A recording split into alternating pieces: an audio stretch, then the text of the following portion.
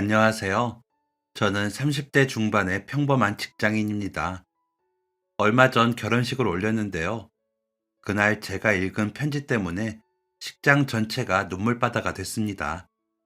하객분들도 신랑도 신랑 부모님도 모두 눈시울을 붉혔는데 특히 저희 오빠는 하객들 앞에서 얼굴을 두 손으로 가리고 어깨를 들썩이며 울었어요. 평소에 눈물 한 방울도 안 보이던 오빠였는데 그렇게 우는 모습을 보니 저도 모르게 목이 메었습니다. 물론 저는 그런 오빠를 충분히 이해할 수 있었어요. 그간 오빠가 어떻게 살아왔는지 누구보다 잘 알았으니까요. 오늘은 그 이야기를 들려드리려 합니다. 저희 남매는 어렸을 때부터 유독 우애가 좋았습니다. 오빠는 3살 터울인 저를 늘 챙겨줬어요. 같이 학교를 다닐 때는 제 손을 잡고 교실 앞까지 데려다 줬죠. 학교가 끝나면 교실 앞에서 기다려주기도 했습니다. 한 번은 제가 짓궂은 남자아이들한테 괴롭힘을 당한 적이 있었어요. 집에 와서 울고 있으니까 오빠가 무슨 일이냐고 묻더군요. 오늘 있었던 일을 털어놓자 다음날 오빠가 저희 교실로 찾아왔어요. 그리고 절 괴롭힌 친구들을 불러 이렇게 경고했죠. 내 동생 괴롭히지 마. 또 그러면 가만 안 둘 거야. 무섭게 말한 건 아니었어요. 그냥 차분하고 단호하게 말했는데 그게 더 무서웠나 봐요. 그 이후로는 아무도 저를 괴롭히지 않았습니다. 오빠와 제가 유독 사이가 좋긴 했지만 그 외에는 다른 집과 다를 바 없는 평범한 집이었어요. 아빠는 중소기업에 다니셨고 엄마는 집안일을 하면서 저희를 돌봐주셨죠. 주말이면 가족끼리 근처 공원으로 나들이를 가고 여름 휴가 때는 좀 더 먼 바닷가로 놀러 가기도 했습니다. 그렇게 소소하지만 행복한 날들이 이어졌어요. 하지만 그 모든 게 한순간에 무너져 버리고 말았습니다. 제가 초등학교 6학년 때 엄마가 갑자기 쓰러지신 겁니다. 곧바로 병원에 실려간 엄마는 의사로부터 충격적인 이야기를 들으셨어요. 췌장암입니다. 이미 말기라 달리 손쓸 방법이 없네요. 그야말로 청천벽력 같은 소리였죠. 엄마는 그날부터 투병 생활을 시작하셨어요. 병원과 집으로 오가며 항암 치료를 받으셨습니다. 머리카락이 빠지고 몸무게가 급격히 줄어드는 엄마를 보고 있자니 마음이 아팠어요. 그래도 엄마는 저희 앞에서는 항상 웃으려고 애쓰셨습니다. 괜찮아. 엄마 금방 나을 거야. 엄마는 늘 그렇게 말씀하셨어요. 하지만 그 말과 다르게 하루하루 야위어가고 있었습니다. 결국 투병 생활을 하고 1년도 되지 않아 세상을 떠나고 마셨죠. 그때 오빠는 16, 저는 겨우 13살이었어요. 엄마가 돌아가신 후 집안 분위기는 완전히 달라졌습니다. 아빠는 충격이 컸는지 집안일은 완전히 뒷전이셨어요.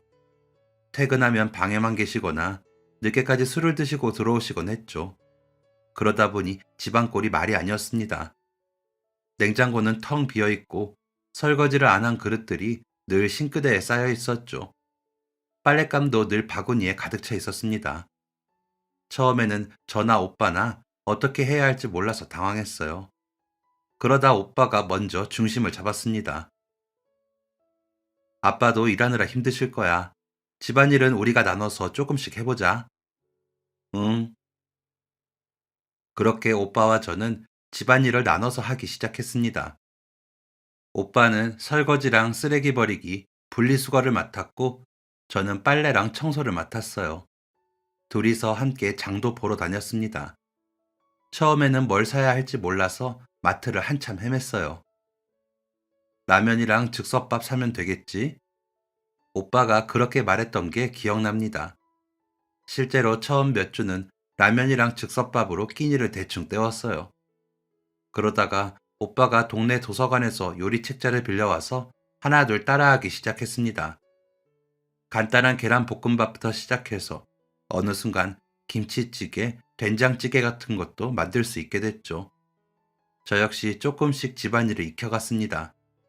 빨래 돌리는 법, 세제 넣는 양, 세탁기 버튼 누르는 순서 같은 것도 다 오빠가 가르쳐 줬어요. 그렇게 몇 달이 흘렀고 저는 어느덧 중학생이 됐습니다. 중학교 입학을 앞두고 교복을 맞춰야 했는데 아빠는 관심이 없으셨어요. 결국 오빠가 아빠한테 직접 가서 말했죠. 아빠, 수연이 교복 사야 돼요. 돈 좀 주세요. 아빠가 지갑에서 돈을 꺼내주셨고, 오빠는 제 손을 잡고 교복 가게로 갔습니다. 가게에 들어가서 사이즈를 재고 주문하는 것까지 오빠가 옆에서 다 챙겨줬어요. 가게 아저씨가 그 모습을 보고 웃으면서 말했습니다. 오빠가 동생을 많이 아끼나 보네. 요즘 이렇게 동생 챙기는 오빠 드문데. 그러자 오빠가 쑥스럽게 웃으면서 제 머리를 쓰다듬어 줬어요. 동생이 절 잘 따라요. 제 동생 참 예쁘죠? 그때 그 따뜻한 손길과 말이 아직도 생생합니다. 그렇게 우리는 엄마 없이도 아빠가 무심해도 서로만 있으면 괜찮다고 생각했어요. 힘들지만 오빠랑 저 둘이서 잘 버텨내고 있다고 믿었습니다. 실제로도 그럭저럭 잘 지내고 있었고요. 학교 갔다 오면 오빠가 간단한 간식을 만들었고, 저는 학교에서 있었던 일을 오빠한테 얘기했습니다. 주말이면 둘이서 가까운 도서관에 가고, 가끔은 버스를 타고 시내까지 나가기도 했어요. 그 사이 아빠의 퇴근 시간은 점점 늦어지고 있었습니다. 원래는 저녁 7시쯤 들어오셨는데, 어느 순간부터 8시, 9시, 그러다가 10시가 넘어도 안 들어오시는 날이 많아졌어요. 오빠와 저는 아빠가 오실 때까지 기다리다가 먼저 잠이 들고는 했죠. 처음에는 회사 일이 많으신가 보다 생각했어요. 아빠도 그렇게 말씀하셨고요. 야근이 잦아졌다고, 요즘 회사가 바쁘다고 말씀하셨습니다. 그런데 차츰 주말에도 집에 안 계시는 날이 늘어났어요. 토요일 아침에 일어나면 아빠는 이미 외출 준비를 하고 계셨습니다. 회사에 급한 일이 생겨서 나간다. 그렇게 말씀하시고는 나가서 밤 늦게, 때로는 자정이 넘어서야 들어오셨습니다. 일요일도 마찬가지였어요. 오빠가 한 번은 아빠한테 물어봤습니다. 아빠, 요즘 왜 이렇게 늦게 들어오세요? 주말에도 계속 일하시고요. 그러자 아빠가 짜증 섞인 목소리로 대답하셨어요. 회사 일이 많아서 그래. 돈 벌려면 어쩔 수 없잖아. 그렇게 말씀하시고는 방으로 들어가 버리셨습니다. 오빠는 그냥 고개만 끄덕이고 더 이상 묻지 않았어요. 그렇게 몇 달이 흘렀습니다. 아빠는 점점 더 집에 없는 시간이 많아졌고, 저희와는 거의 대화도 안 하셨어요. 가끔 얼굴을 마주쳐도 그냥 무표정하게 지나가시곤 했습니다. 그러던 어느 저녁이었어요. 아빠가 평소보다 일찍 들어오셔서 저희를 불러 거실에 앉히셨습니다. 뭔가 심각한 표정이셨어요. 그 모습을 보니 갑자기 불안한 느낌이 들었습니다. 아빠는 한참을 말없이 앉아 계시다가 천천히 입을 여셨어요. 너희한테 할 말이 있다. 오빠랑 저는 긴장한 채로 아빠를 바라봤어요. 아빠는 잠시 뜸을 들이더니 폭탄 선언을 하셨습니다. 아빠가 재혼을 하려고 한다. 순간 머리가 하얘지는 느낌이었습니다. 재혼이라니. 엄마가 돌아가신 지 1년도 안 돼서 그런 말씀을 하셨다는 게 믿기지 않았어요. 오빠 역시 당황한 듯 했습니다. 한참을 침묵하던 오빠가 떨리는 목소리로 물었어요. 재혼이요? 누구랑요? 회사 후배야. 착한 사람이다. 아빠는 담담하게 말씀하셨습니다. 마치 아무것도 아닌 일처럼요. 하지만 저희한테는 청천벽력 같은 소리였습니다. 저도 용기를 내서 물었어요. 엄마 돌아가신 지 얼마나 됐다고 벌써 재혼이에요? 그러자 아빠가 한숨을 쉬며 말씀하셨어요. 아빠도 혼자 사는 게 힘들다. 이해해라. 그렇게 말씀하셔도 도저히 이해할 수 없었습니다. 엄마가 돌아가신 게 언제인데요. 아직 1년도 안 됐는데 벌써 다른 사람을 만나 결혼을 한다니 어쩐지 배신감이 들었어요. 그 사이 오빠가 조용히 물었습니다. 언제부터 만나신 거예요? 그건 너희가 알 필요 없다. 아빠는 대답을 회피하셨어요. 하지만 저희는 알 수 있었습니다. 아빠가 몇 달 전부터 늦게 들어오시고 주말에도 안 계셨던 이유를요. 그 사람을 만나러 다니셨던 겁니다. 결국 오빠가 단호하게 말했어요. 저희는 받아들일 수 없어요. 새엄마를 받아들일 생각 없습니다. 저도 고개를 끄덕이며 말했어요. 저도 싫어요. 우리한테 엄마는 한 분밖에 안 계세요. 그러자 아빠의 표정이 굳었습니다. 잠시 침묵이 흘렀고 아빠가 다시 입을 여셨어요. 그리고 저희가 상상도 못한 말을 하셨습니다. 그 사람도 내 자식 아니면 못 키운다고 하더라. 무슨 소리인지 순간 이해가 안 갔어요. 오빠도 같은 마음인지 이렇게 묻더군요. 무슨 말씀이세요? 아빠는 한숨을 푹 쉬고는 설명하셨습니다. 그 사람이 재혼 조건으로 내건 게 있어. 너희를 키우지 않는 거야. 자기는 아직 젊은데 남의 자식까지 키우기는 힘들다고 하더라. 그 말을 듣는 순간 온몸에 소름이 돋았습니다. 엄청난 배신감이 밀려왔어요. 아빠는 우리를 버리고 재혼하시겠다는 거였어요. 오빠가 떨리는 목소리로 물었습니다. 그럼 저희는 어떻게 하라고요? 아빠는 잠시 뜸을 들이더니 이렇게 말씀하셨습니다. 너희도 이제 다 크지 않았냐? 수혁이 너는 고등학생이고 수연이도 중학생이잖아. 그게 무슨 말씀이세요? 옛날에는 그 나이면 다들 나가서 돈 벌었어. 독립해서 살았다고. 너희도 이제 충분히 다 컸지. 믿을 수가 없었습니다. 아빠는 정말로 우리를 버리려고 하시는 거였어요. 그것도 재혼하려는 여자 때문에요. 아빠는 계속 말씀하셨습니다.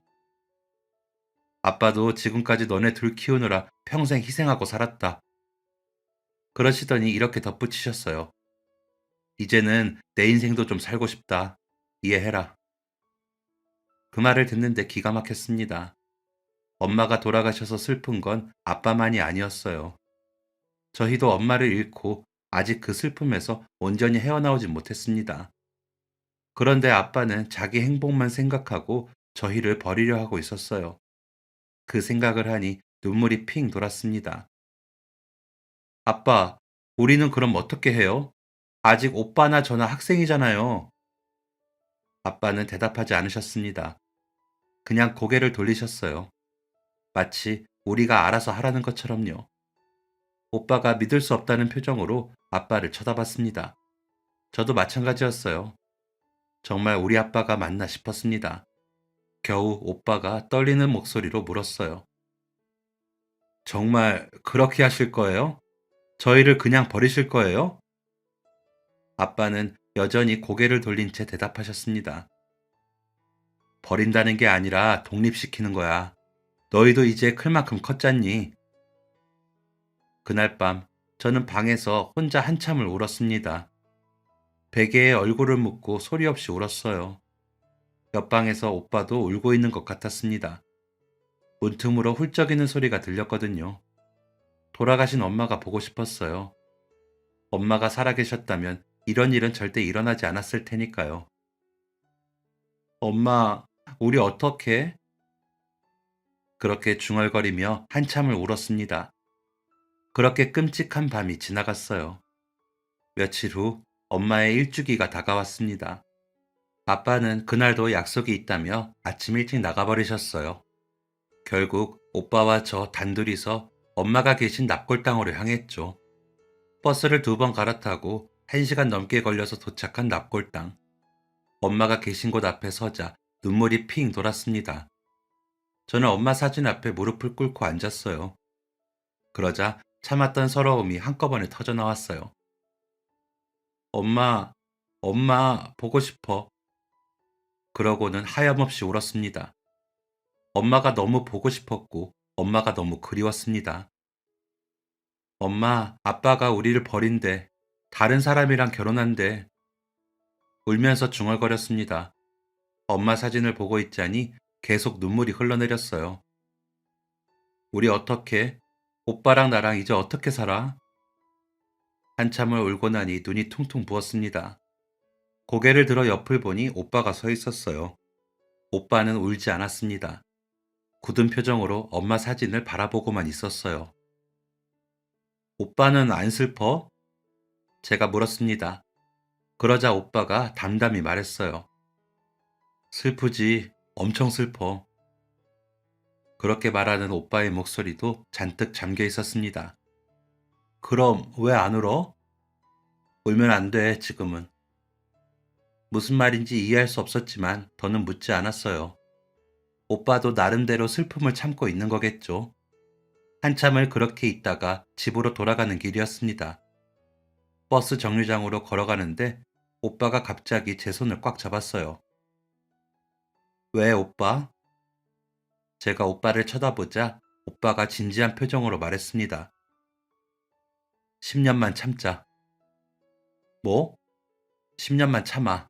나한테 다 계획이 있어. 무슨 계획인지 물어보려고 했는데 오빠가 먼저 말했어요. 지금은 말 못해. 근데 나만 믿어.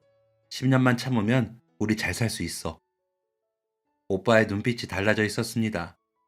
슬픔보다는 단단한 결심 같은 게 보였어요. 저는 고개를 끄덕였습니다. 오빠가 그렇게 말하니 왠지 믿음이 갔어요. 집으로 돌아온 오빠는 곧바로 아빠 방으로 들어갔습니다. 아빠는 이미 돌아와 계셨어요. 저는 제 방에서 문을 살짝 열고 귀를 기울였습니다. 오빠의 목소리가 들렸어요. 처음 듣는 단호한 목소리였습니다. 저희를 버리시겠다면 조건이 있어요. 조건? 아빠가 되물으셨습니다. 우리 둘이 살 집을 구해주세요. 그리고 적어도 제가 성인이 될 때까지는 매달 생활비를 보내주세요. 그건 저 겨우 고등학생이고 수연이는 중학생이에요. 집도 없고 돈도 없이 어떻게 살아요? 오빠의 목소리는 떨리지 않았습니다. 아빠는 한참 말이 없으셨어요. 그러다 마지못해 대답하셨습니다. 알았어. 그 정도는 해줄게. 약속하세요. 제대로 된 집 구해주시고 생활비도 꼬박꼬박 보내주신다고요. 그래, 알았다고. 하지만 오빠는 거기서 멈추지 않았습니다. 만약 약속 안 지키시면 아빠랑 그 여자분이 일하는 회사에 다 말할 겁니다. 뭘 말한다는 거냐? 자식들 버리고 재혼하는 거요. 회사 사람들한테 다 알릴 겁니다. 그럼 아빠나 그분이나 곤란해지시겠죠? 순간 집안이 조용해졌습니다. 아빠는 아무 말씀도 하지 않으셨어요. 오빠가 다시 말했습니다. 저도 그러고 싶지 않아요. 그러니까 약속은 꼭 지켜주세요. 긴 침묵 끝에 아빠가 대답하셨습니다. 알았다. 집이랑 생활비 다 해줄게. 일주일 후, 아빠는 정말로 저희가 살 집을 구해주셨습니다. 우리 집에서 그리 멀지 않은 곳에 있는 다세대 주택이었어요. 방 2개에 거실 하나, 작은 부엌이 딸린 집이었습니다. 집을 보러 갔을 때 아빠가 말씀하셨어요. 이 정도면 너희들이 살기에 충분하지? 오빠는 대답 대신 고개만 끄덕였습니다. 저는 그냥 집안을 둘러봤어요. 이제 이곳이 우리 집이 되는 거구나 싶었습니다. 계약을 마치고 집으로 돌아온 그날, 오빠와 저는 짐을 싸기 시작했습니다. 우리 옷가지들, 학용품들, 엄마가 쓰시던 물건 몇 개를 조심스럽게 챙겼어요. 짐을 다 싸고 나니 방이 텅 빈 것 같았습니다. 이곳에서의 추억들이 주마등처럼 스쳐 지나갔어요. 엄마와 함께했던 시간들, 행복했던 날들이 떠올랐습니다. 오빠가 현관문을 열고 나가려는데 제가 뒤를 돌아봤습니다. 아빠 방 쪽을 바라봤어요. 혹시 나오시지 않을까 기대했지만 아빠는 끝내 나오지 않으셨습니다. 오빠가 그런 제 손을 꼭 잡았어요. 가자. 그렇게 저희는 집을 나왔습니다. 17살 오빠와 14살인 제가 단둘이 세상으로 나간 겁니다. 새 집에 짐을 풀고 침대를 정리하고 부엌에 살림을 들여놓았습니다. 첫 달에는 아빠가 약속한 대로 생활비를 보내주셨습니다. 통장에 돈이 들어온 걸 확인하고 오빠가 안도의 한숨을 쉬었어요. 다행이다. 이번 달은 괜찮겠어. 두 번째 달에도 돈이 들어왔습니다. 세 번째 달에도요. 저희는 조금씩 안정을 찾아가고 있었어요. 하지만 네 번째 달부터 이상한 조짐이 보이기 시작했습니다. 생활비가 늦게 들어온 거예요. 약속한 날짜보다 일주일이나 늦었습니다. 오빠가 아빠한테 전화를 걸었지만 받지 않으셨어요.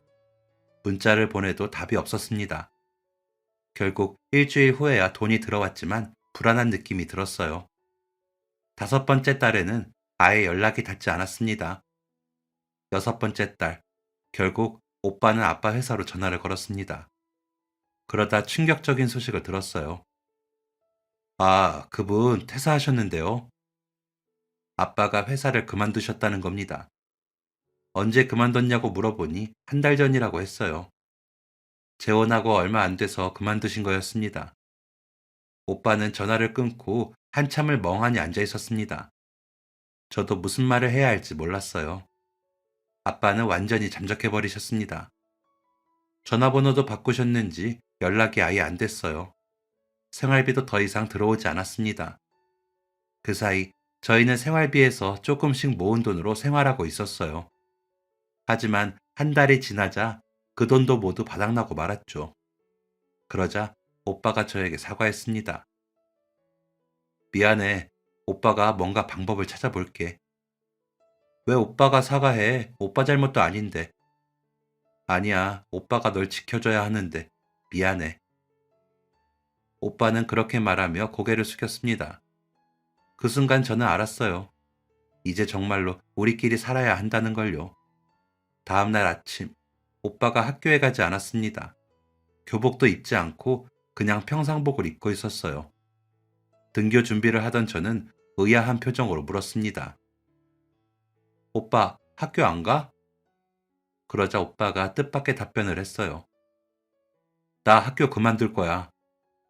뭐? 저는 깜짝 놀라서 되물었어요. 왜? 왜 그만둬? 우리 살아야 하잖아. 누가 돈 벌어? 내가 벌어야지. 오빠의 목소리는 담담했습니다. 이미 결심을 굳힌 것 같았어요. 하지만 오빠, 학교는 나중에 검정고시 치면 돼. 지금은 일하는 게 먼저야. 저는 할 말을 잃었습니다. 오빠가 생계를 위해 학교까지 그만두려 한다니 가슴이 먹먹했어요. 오빠, 너는 다른 생각하지 말고 학교 잘 다녀. 알았지? 오빠는 그렇게 말하고는 제 머리를 쓰다듬어 줬어요. 그리고 밖으로 나갔습니다. 일자리를 알아보러 간다고 했어요. 그날부터 오빠의 고된 일상이 시작됐습니다. 오빠는 정말 닥치는 대로 일했어요. 학력이나 경력을 따지지 않는 곳이라면 어디든 갔습니다. 처음에는 건설 현장에서 막노동을 했습니다. 아침 7시에 나가서 저녁 6시에야 들어오는 일이었죠. 손에는 굳은 살이 박이고 얼굴은 햇볕에 까맣게 탔습니다. 오빠, 괜찮아? 제가 물으면 오빠는 항상 웃으며 대답했어요. 괜찮아. 다행히 돈이 꽤 되더라. 하지만 제가 보기에 오빠는 괜찮아 보이지 않았어요. 저녁 먹고 나면 소파에 앉아서 그대로 잠들곤 했습니다. 너무 힘들어서 방까지 갈 힘도 없는 것 같았어요. 건설 현장 일은 날씨의 영향을 많이 받았습니다. 비가 오면 일을 못하는 날도 있었고, 겨울에는 추워서 일이 줄어들었어요. 그러다 보니 수입이 들쭉날쭉했습니다. 그러자 오빠는 중국집 배달 아르바이트를 새로 시작했어요. 건설 현장 일이 끝나면 곧바로 중국집으로 가서 밤 10시까지 배달 일을 했죠. 오빠가 타던 배달 오토바이 소리가 들리면 제가 문을 열어줬습니다. 오빠는 헬멧을 벗으며 들어왔는데 머리카락이 땀으로 젖어 있었어요. 오빠, 저녁 먹었어? 응, 중국집에서 먹었어. 오빠는 씻고 나서 바로 잠자리에 들었습니다. 다음날 새벽에 또 일어나야 했거든요. 그렇게 몇 달을 일하던 오빠는 추가로 주유소 야간 근무도 시작했습니다. 주말 밤에만 하는 일이었어요. 오빠, 너무 무리하는 거 아니야? 저는 걱정스럽게 물었습니다. 오빠는 일주일 내내 쉬지 않고 일했어요. 괜찮아. 젊을 때 이 정도는 해야지. 오빠는 그렇게 말했지만 얼굴이 점점 수척해지고 있었습니다. 살도 많이 빠졌어요. 저는 그런 오빠를 보며 너무나 미안했습니다. 오빠가 이렇게 힘들게 사는 게 다 저 때문인 것 같았어요. 저만 없었다면 오빠 혼자서 좀 더 편하게 살 수 있었을 텐데. 그런 생각이 머릿속을 떠나지 않았습니다. 그래서 조심스레 이렇게 말했어요. 오빠, 나도 고등학교만 졸업하면 일할래. 대학은 안 가도 돼. 그 순간 오빠가 펄쩍 뛰었습니다. 무슨 소리야? 오빠가 처음으로 큰 소리를 냈어요. 저는 깜짝 놀라서 오빠를 쳐다봤습니다. 너는 머리가 좋잖아. 공부를 왜 안 해? 하지만 오빠 혼자 너무 힘들잖아. 그건 오빠가 알아서 할 일이야. 너는 아무 생각 말고 공부만 해. 알았지? 오빠의 목소리는 단호했습니다. 너 고등학교 들어가서 줄곧 전교 1등이잖아. 그런 애가 공부를 안 하면 어떡해? 하지만, 하지만은 무슨, 너는 대학 가야 돼. 좋은 대학 가서 좋은 직장 다녀야 한다고. 오빠는 제 어깨를 잡고 똑바로 쳐다보며 말했어요. 오빠는 괜찮아. 오빠는 머리가 안 좋아서 공부 못하지만 너는 다르잖아. 너는 할 수 있어. 오빠, 약속해. 공부 열심히 하겠다고. 대학 꼭 가겠다고. 저는 울컥하는 마음을 참으며 고개를 끄덕였습니다. 응, 약속할게. 사실 오빠 말이 맞았어요. 저는 어렸을 때부터 공부를 잘했습니다. 중학교 때도 전교 1등을 놓친 적이 없었고, 고등학교에 올라가서도 마찬가지였습니다. 하지만 성적이 좋다고 해서 기쁘지만은 않았습니다. 아빠가 우리를 버린 후로는 막연하게 대학 진학은 어렵겠다고 생각했거든요. 그런 저를 만류한 건 오빠였어요. 대학 등록금은 어떻게든 마련할 테니 공부만 하라고 말해줬죠. 그날 이후 저는 더욱 열심히 공부했습니다. 오빠에게 보답하는 길은 공부뿐이라고 생각했거든요. 오빠는 새벽에 일을 나가기 전에 제 방문을 살짝 열고 들여다보곤 했어요. 제가 공부를 하고 있으면 다가와서 어깨를 토닥여 줬습니다. 우리 수연이 공부하느라 고생이 많다. 오빠가 그렇게 말하면 저 역시 이렇게 말했습니다. 오빠가 더 고생이지. 나는 괜찮아. 그럴 때마다 오빠는 씩 웃어 보였어요. 그렇게 시간이 흘러 어느덧 고등학교 3학년이 됐습니다. 대학 진학을 앞두고 진로를 고민할 시기가 온 거죠. 저는 오빠와 함께 식탁에 마주 앉아 진로 이야기를 나눴습니다. 오빠, 나 뭘 전공하면 좋을까? 제가 물었습니다. 사실 막연하게 의사나 약사를 생각하고 있었어요. 주변에서는 성적도 좋으니 의대를 가라고 했고요. 하지만 오빠는 다른 생각을 가지고 있었습니다. 엔지니어는 어때? 엔지니어? 응, 요즘 반도체 쪽이 좋다던데 앞으로 더 잘 될 거래. 오빠는 공부는 못했지만 세상 돌아가는 걸 잘 알았어요. 틈틈이 뉴스도 보고 신문도 읽으면서 흐름을 파악하고 있었습니다. 의사나 약사는? 그것도 좋지. 근데 너는 손재주도 좋고 하니까 엔지니어 일이 더 맞을 것 같아. 오빠가 웃으며 말했어요. 저는 오빠의 말을 곰곰이 생각해 봤습니다. 오빠가 저를 위해 오랜 시간 고민해 준 듯 했어요. 그럼 공대 갈까? 좋은 생각이야. 서울에 있는 명문대 공대 가면 미래가 밝을 거야. 오빠는 확신에 차서 말했습니다. 그 모습을 보니 저도 용기가 났어요. 알았어. 그럼 공대를 목표로 공부할게. 그래, 오빠도 응원할게. 결국 저는 오빠의 조언을 받아들여 공대 진학을 목표로 했습니다. 담임 선생님도 제 결정을 응원해 주셨어요. 네 성적이면 충분히 명문대 공대 갈 수 있어. 열심히 해봐. 그렇게 저는 대학 입시를 준비했고 오빠는 계속해서 일했습니다. 그 사이 오빠에게도 변화가 생겼어요. 건설 현장 일을 그만두고 중국집 일에만 집중하기로 한 거예요.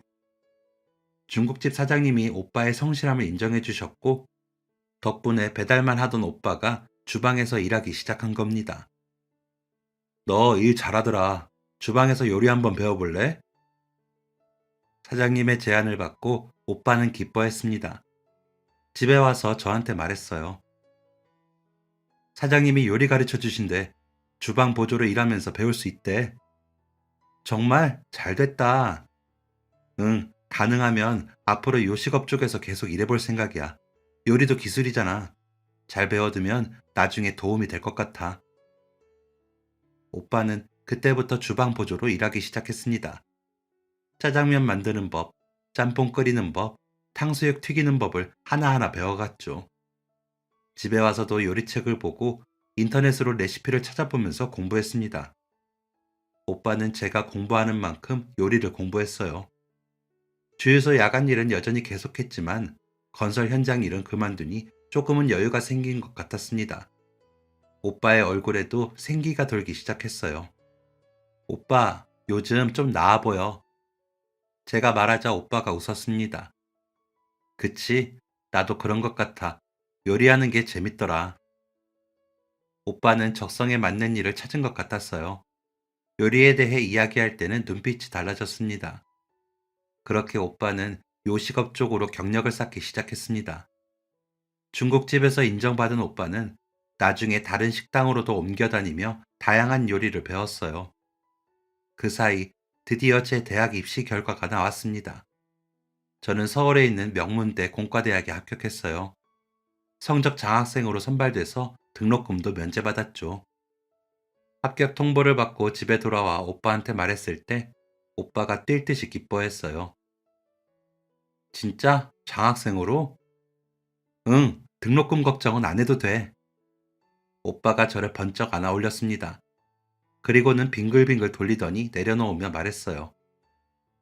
역시 우리 동생, 오빠가 믿은 보람이 있네. 그날 오빠와 저는 근처 고깃집으로 가서 고기를 양껏 구워 먹었습니다. 평소에는 돈을 아끼느라 외식 한번 제대로 못했는데 말이죠. 우리는 밥을 먹으면서 서로의 미래에 대해 이야기를 나눴습니다. 오빠가 특히 제 진로에 대해 많은 조언을 해줬어요. 대학 생활은 눈코 뜰 새 없이 바빴습니다. 장학금을 유지하려면 성적 관리를 해야 했거든요. 이런 이유로 시험 기간에는 도서관에서 밤을 새우기도 했습니다. 다행히 노력한 만큼 결과가 따라줬어요. 4년 내내 한 번도 장학금을 놓치지 않았습니다. 방학 때는 쉬지 않고 인턴 활동을 했습니다. 대기업 인턴, 중소기업 인턴, 연구소 인턴까지 다양하게 경험했죠. 친구들이 방학 때 여행을 가자고 해도 거절했습니다. 졸업하고 바로 취업하려면 스펙을 부지런히 쌓아야 했거든요. 오빠가 저렇게 고생하는데 대학 갔다고 펑펑 놀 순 없었습니다. 그렇게 4년이 흘렀습니다. 졸업을 앞두고 취업 준비를 할 시기가 찾아왔죠. 저는 여러 회사에 지원서를 냈습니다. 대기업 위주로 지원했어요. 다행히 여러 곳에서 서류 전형을 통과하고 이곳저곳 면접을 보러 다녔습니다. 그리고 마침내 합격 통보를 받았어요. 국내 굴지의 대기업의 반도체 부분 엔지니어로 채용된 겁니다. 오빠, 나 붙었어. 대기업 붙었어. 전화로 소식을 전하자 오빠가 소리쳤습니다. 진짜? 진짜야? 응, 반도체 엔지니어로 입사하게 됐어. 세상에, 우리 동생 장하다. 정말 대단해. 오빠의 목소리가 떨리고 있었어요. 전화기 너머로 오빠가 울컥하는 게 느껴졌습니다. 그리고 얼마 후 제 사회생활이 시작되었어요. 처음 회사에 출근한 날이 지금도 기억에 생생합니다. 하루 종일 설레면서도 떨렸죠. 첫 월급날, 저는 통장에 월급이 들어온 걸 확인하고는 은행에 가서 돈을 찾았습니다. 그리고 깨끗한 봉투에 담았어요. 집에 돌아와서는 오빠가 퇴근하기를 기다렸습니다. 오빠가 문을 열고 들어오자 저는 봉투를 꺼내 들었어요. 오빠, 이거 뭔데? 내 첫 월급이야, 받아. 오빠는 놀란 표정으로 봉투를 쳐다봤습니다. 아니야, 난 내 돈 쓰면 돼. 안 돼, 첫 월급만큼은 오빠가 받아야 해. 저는 오빠의 손에 봉투를 쥐어줬어요. 오빠는 한참을 봉투를 들여다보다가 갑자기 눈물을 흘리기 시작했습니다. 오빠? 오빠는 말없이 울었어요. 어깨가 들썩거렸습니다. 저도 따라서 눈물이 났어요. 한참 후에 오빠가 눈물을 닦으며 말했습니다. 장하다, 정말. 오빠가 제 어깨를 두드려줬어요. 그 손길이 떨리고 있었습니다. 고생 많았어. 정말 고생 많았어. 오빠가 더 고생했지. 그렇게 저와 오빠는 겨우 감정을 추스르고 함께 저녁을 먹었어요.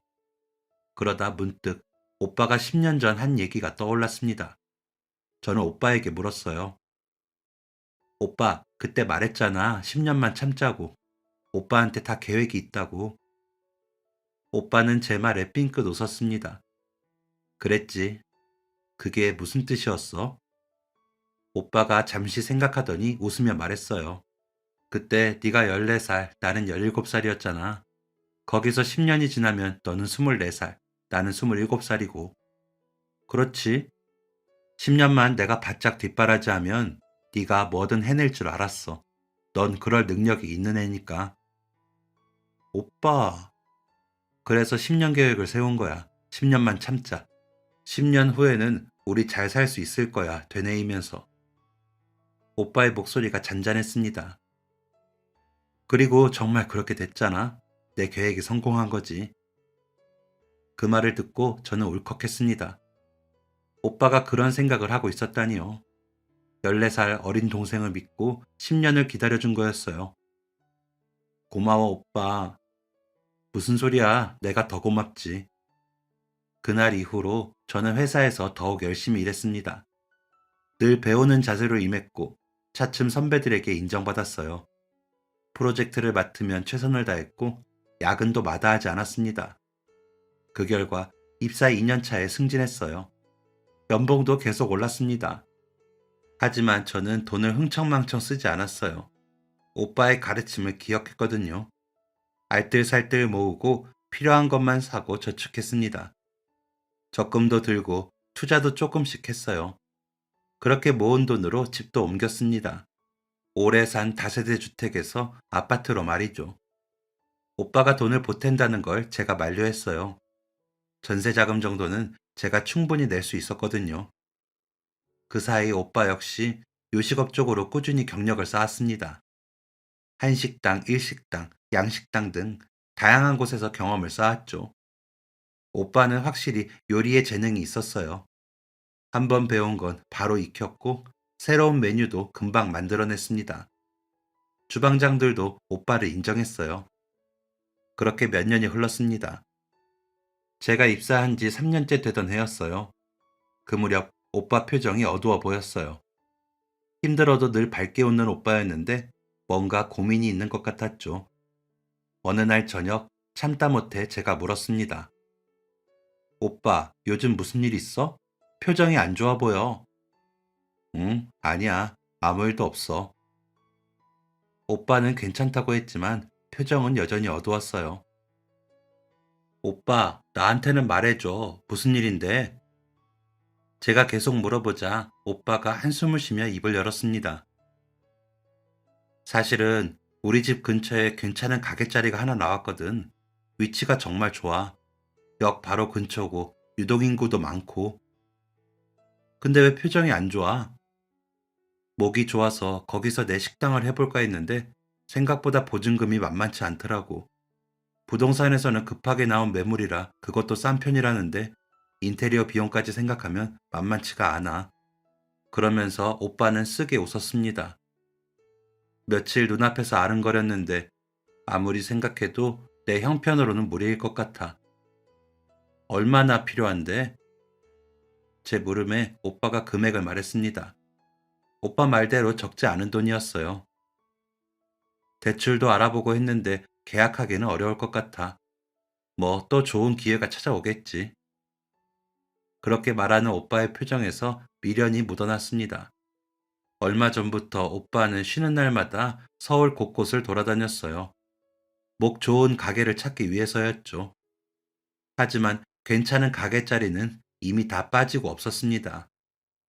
그러던 차에 집 근처에 마침 좋은 자리가 났으니 욕심이 날 만했어요. 저는 오빠의 말을 듣고 잠시 생각했습니다. 그리고 결심했어요. 오빠, 잠깐만 기다려봐. 저는 방으로 들어가서 통장을 꺼냈습니다. 몇 년 동안 모은 돈이 들어있는 통장이었어요. 그걸 들고 나와서 오빠한테 내밀었습니다. 이거 써. 이게 뭔데? 내가 모은 돈이야. 오빠 식당 여는 데 써. 오빠가 깜짝 놀라며 손을 저었습니다. 안 돼. 이건 네가 힘들게 모은 돈이잖아. 어떻게 모았든 필요할 때는 써야지. 아니야, 네 미래를 위해 써야지. 결혼 자금도 모아야 하고. 오빠는 계속 거절했습니다. 하지만 저도 물러서지 않았어요. 오빠, 나도 오빠한테 투자 좀 하게 해줘. 투자라니? 오빠가 10년 동안 나 뒷바라지 해준 거 잊었어? 나한테 10년 투자했잖아. 이제 내 차례야. 저는 오빠 손에 통장을 쥐어줬습니다. 오빠가 식당에서 잘 되면 내 투자가 성공하는 거지. 나도 오빠 닮아서 안목이 있다고. 오빠는 한참을 말없이 통장을 들여다봤습니다. 그러다가 고개를 들어 저를 쳐다봤어요. 정말 괜찮겠어? 응, 괜찮아. 써. 나중에 꼭 갚을게. 정말 고마워. 결국 오빠는 제 제안을 받아들였습니다. 다음 날 오빠는 그동안 모은 돈과 제가 준 돈을 합쳐서 식당을 계약했어요. 그 다음부터 식당 준비에 온 힘을 쏟았습니다. 인테리어도 직접 하고 메뉴도 새로 개발했죠. 해안이 있는 오빠답게 특색 있는 메뉴로 무장했어요. 무엇보다 SNS에 입소문을 겨냥하여 맛은 물론 음식의 비주얼에도 각별히 신경을 썼습니다. 드디어 식당 오픈일이 다가왔습니다. 저는 휴가를 내고 아침부터 일을 도왔어요. 처음에는 손님이 많지 않았지만 입소문이 나면서 점점 늘어났어요. SNS에 맛집으로 소개되고 블로거들이 찾아오고 줄을 서서 기다리는 사람들이 생겼죠. 소위 말해 대박이 터진 겁니다. 몇 달 후 오빠가 웃으며 말했어요. 고마워. 네 덕분에 이렇게 됐어. 무슨 소리야. 오빠가 잘한 거지. 아니야. 네가 없었으면 시작도 못했어. 오빠와 저는 서로를 보며 웃었습니다. 10년 전 아빠한테 버림받았던 남매는 이제는 각자의 자리에서 승승장구하고 있었어요. 그렇게 1년쯤 지났을 무렵 저는 퇴근 후 오빠 가게에 들렀습니다. 손님들 응대도 도와주고 오빠랑 이야기도 나누기 위해서였죠. 저녁 시간이 한참이어서 가게는 손님들로 가득했습니다. 웨이팅까지 있을 정도였어요. 저는 홀에서 서빙을 도왔고 오빠는 카운터에서 계산을 하고 있었습니다. 그때였어요. 가게 문이 열리더니 한 남자가 들어왔습니다. 그 모습이 어쩐지 낯이 익었어요. 그리고 남자가 고개를 들었을 때 저는 깜짝 놀랐습니다. 아빠였어요. 10년 넘게 보지 못했던 아빠가 거기 서 있었습니다. 아빠도 저를 알아봤는지 눈이 휘둥그레졌어요. 그리고 카운터 쪽을 보더니 더욱 놀란 표정을 지었습니다. 오빠가 거기 있었으니까요. 너희가 왜... 아빠는 말을 제대로 잇지 못했습니다. 오빠도 표정이 굳었어요. 잠시 어색한 침묵이 흘렀습니다. 그러다 오빠가 먼저 입을 열었어요. 어떻게 오셨어요? 목소리는 차갑고 담담했습니다. 아빠가 머뭇거리며 대답했어요. 근처 지나다가 대박집이라는 얘기를 들어서 한번 들러봤어. 그런데 네 가게였구나. 아빠는 가게 안을 둘러보며 말했습니다. 장사 잘 되는 것 같네. 네. 오빠의 대답은 짧았습니다. 더 이상 말을 이어가지 않았어요. 아빠가 어색하게 웃으며 말했습니다. 일단 앉아도 되겠니? 손님이니까요. 오빠가 빈 테이블을 가리켰습니다. 아빠는 자리에 앉았고 메뉴를 주문했어요. 제가 음식을 가져다 드렸습니다. 아빠와 눈이 마주쳤어요. 많이 컸네, 너도. 아빠가 말했지만 저는 대답하지 않았습니다. 그냥 고개만 살짝 숙이고 돌아왔어요. 아빠는 음식을 먹으면서 계속 우리를 쳐다봤습니다. 제가 회사원처럼 보이는 옷차림에 오빠가 자기 가게를 운영하는 모습을 보면서 뭔가 생각이 많은 것 같았어요. 식사를 마치고 아빠가 계산하러 왔습니다. 오빠가 계산을 해주는데 아빠가 말을 꺼냈어요. 너희 둘 다 잘 됐구나. 그러더니 머뭇거리며 말을 이어갔습니다. 나는 요즘 형편이 좀 안 좋아. 아빠가 쓸쓸하게 웃었습니다. 재혼했던 사람이랑은 얼마 못 가서 이혼했어. 성격이 안 맞더라고. 저는 아무 말 없이 듣고만 있었어요. 회사도 급히 옮겼는데 거기서도 일이 잘 안 풀려서 결국 잘렸다. 요즘은 일용직으로 이것저것 하면서 겨우 입에 풀칠하고 있지. 아빠의 목소리가 점점 작아졌습니다. 그리고는 조심스럽게 말을 이었어요. 그래서 말인데, 내가 여기서 일을 좀 도와주면 어떨까 싶은데. 순간 가게 안이 조용해지는 느낌이었습니다. 오빠가 아빠를 똑바로 쳐다봤어요. 안 됩니다. 오빠의 목소리는 단호했습니다. 돈 달라는 것도 아니고 일자리 하나 주는 것도 그렇게 힘드냐? 아빠는 짐짓 서운한 듯 말했습니다. 하지만 오빠는 거침이 없었어요.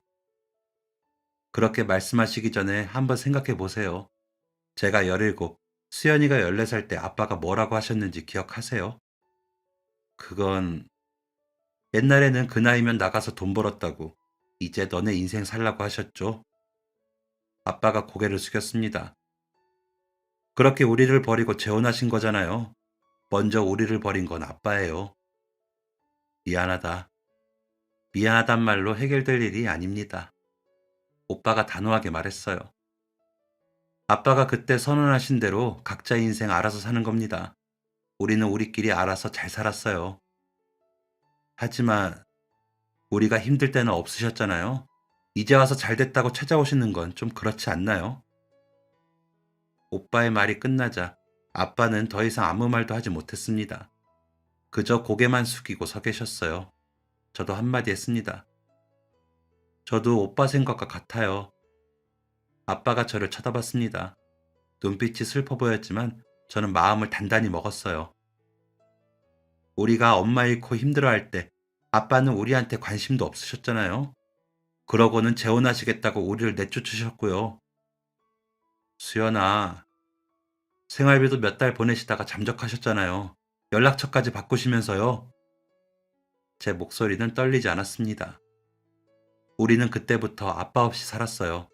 오빠가 학교 그만두고 일하면서 저 키웠고, 저도 열심히 공부해서 여기까지 왔어요. 아빠는 아무 말도 하지 못했습니다. 오빠가 마지막으로 말했어요. 식사는 대접하겠습니다. 하지만 그 이상은 기대하지 마세요. 아빠는 한참을 그 자리에 서 있다가 결국 고개를 숙이며 가게를 나갔습니다. 뒷모습이 초라해 보였지만 안 됐다는 마음은 들지 않았어요. 가게 문이 닫히고 나서 오빠가 한숨을 쉬었습니다. 괜찮아, 오빠? 제가 물었습니다. 오빠가 고개를 끄덕였어요. 응, 괜찮아. 오히려 속이 시원한 것 같아. 저도 마찬가지였습니다. 그동안 쌓였던 감정을 제대로 표현한 것 같았어요. 그 후로 아빠는 다시는 가게에 나타나지 않았습니다. 연락도 없었고요. 신경 쓰지 않았습니다.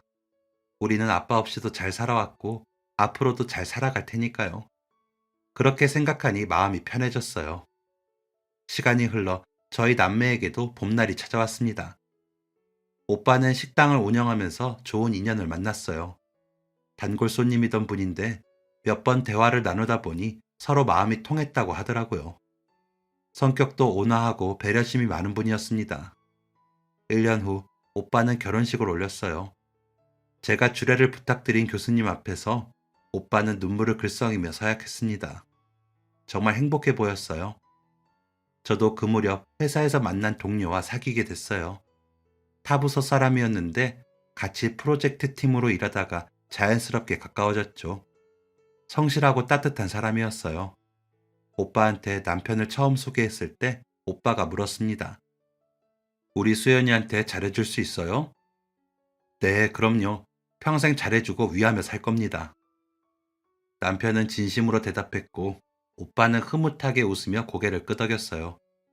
양가에서 서로를 마음에 들어 해서 결혼 준비도 일사천리로 이루어졌습니다. 그리고 얼마 전 결혼식을 올렸죠. 저는 오빠에게 쓴 편지를 읽었습니다. 몰래 준비한 깜짝 이벤트였죠. 편지를 읽는 동안 오빠는 얼굴을 가리고 펑펑 울었습니다. 식장에 계신 모든 분들도 눈물을 흘리셨어요. 편지를 다 읽고 오빠를 바라봤을 때 오빠가 저를 보며 웃었습니다. 그 미소가 잘했어, 고생 많았어 라고 말하는 것 같았어요.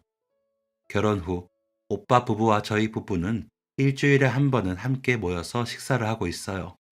새언니나 남편이나 서로 잘 통해서 넷이 만나면 웃음이 끊이지 않습니다. 돌이켜보면 정말 힘든 시간들이었어요. 14살에 아빠한테 버림받고 오빠랑 단둘이 살면서 얼마나 무섭고 외로웠는지 모릅니다. 하지만 오빠가 있었기에 버틸 수 있었어요. 오빠가 포기하지 않았기에 저도 포기하지 않을 수 있었습니다. 오빠의 10년 계획은 완벽히 성공했습니다. 각자의 자리에서 행복하게 살고 있고 좋은 사람들을 만나 가정까지 꾸렸으니까요. 참, 저는 지금 조카를 기다리고 있어요. 결혼식을 올리고 얼마 지나지 않아 새언니가 임신 소식을 알렸거든요. 오빠가 아빠가 된다니 상상만 해도 신기하고 기쁩니다. 앞으로도 우리 남매의 우애는 변치 않을 겁니다. 힘든 시간을 함께 이겨냈고 행복한 시간도 함께 만들어가고 있으니까요. 제 사연은 여기까지입니다. 긴 이야기 들어주셔서 감사합니다. 여러분도 가족과 행복하시길 바랍니다. 지금까지 사연 들어주셔서 감사합니다. 사연이 재밌으셨다면 구독과 좋아요를 눌러주세요. 감사합니다. 안녕히 계세요.